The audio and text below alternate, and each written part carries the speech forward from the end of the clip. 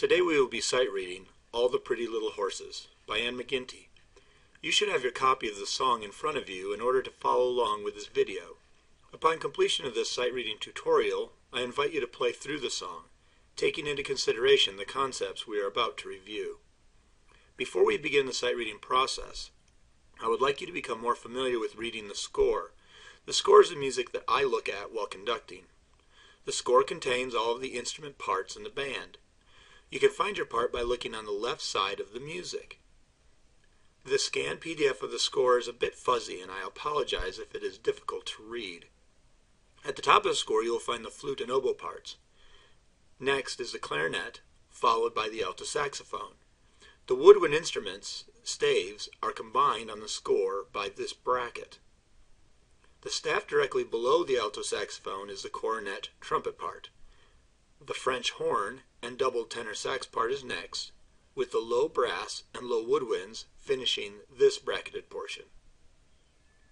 The percussion parts are at the bottom of the score. We call this type of score a condensed score because there are multiple instruments condensed onto single staves. Take a moment now to find the line in the score that corresponds to your instrument. Look at your instrument staff on the first page of the score and make certain that it looks like the music on your individual part. We will now begin the sight reading process. This process consists of 4 basic steps: road map, notes, rhythm, and everything else. First, we look at the basic road map of the piece. How do I get from the beginning to the end? In this step, I am looking for any repeats, fermatas, railroad tracks, DS, DC, or codas. Let's scan through the score together and look for anything that keeps us from getting to the end. I would like to remind you to look at the line in the score that relates to your individual part. Scanning through the score, we don't see anything that stops us in our journey.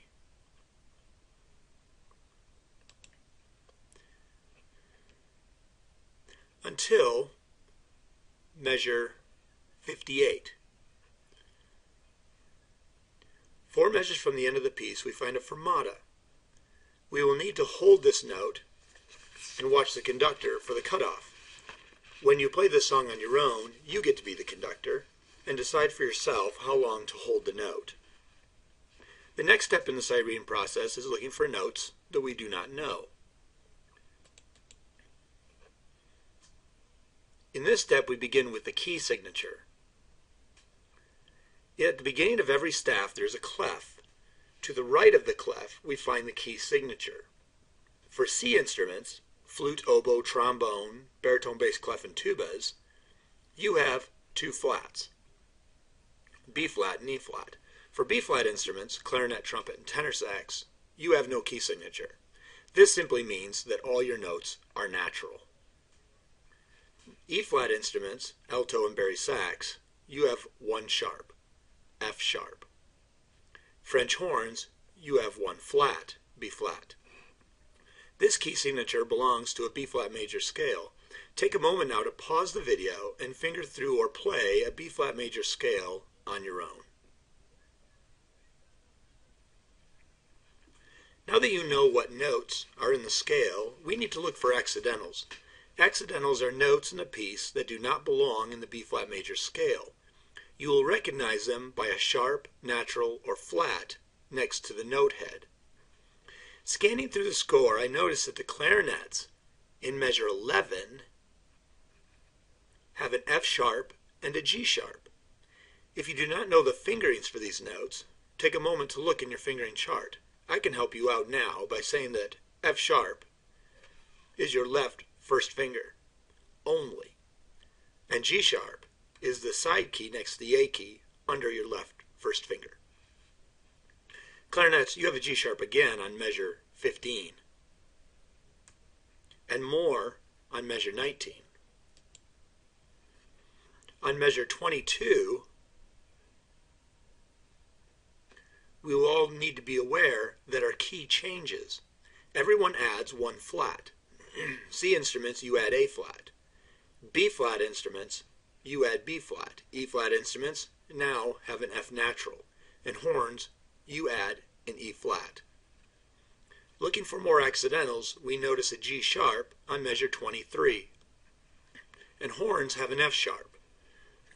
I see some naturals in measure 25, some sharps in 27, and measure 35 has some accidentals in the clarinet part. Trumpets in measure 37,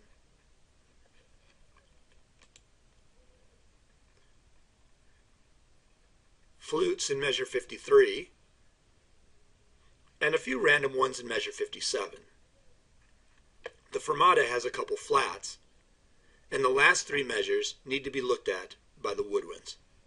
Take some time now to pause the video and finger through a few of these parts to make yourself comfortable with accidentals.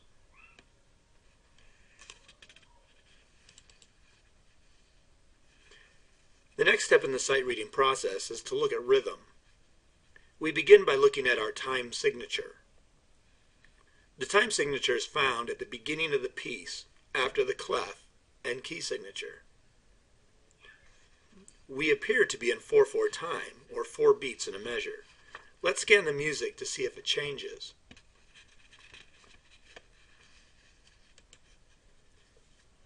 At measure 20, we see that the time signature changes to 3/4, or 3 beats in a measure. That continues all the way to measure 51, where we will return to 4/4 time until the end. In a classroom setting, I would have the whole group count through much of this piece before we play it. I recommend at this time that you pause this video and take a few minutes to count through some of this piece. As an overall appearance, the rhythm is straightforward, quarters and eighths. Be aware of the dotted quarter eighth rhythm. We count it 1 and 3 and 4 and. Beat 2 is part of beat 1. And we are left with an eighth note pickup to beat 3. 1 and 3 and 4 and. Now that we understand the roadmap, notes, and rhythm, we simply need to look for anything else that may be important, then play through the music. The beginning says, slowly. So don't play quickly. Be patient, take your time. Measure 22 says faster, but don't push yourself. You're only sight reading. Measure 51 says slowly again, and at the end it says much slower. There are a few dynamic changes, but for the most part it is to be played softly. Okay, it's time to play through the piece. Play through the song all the way without stopping. Keep your eyes moving and ignore any mistakes you make. During your playing is not the time to beat yourself up for wrong notes. Remember, rhythm is more important than notes.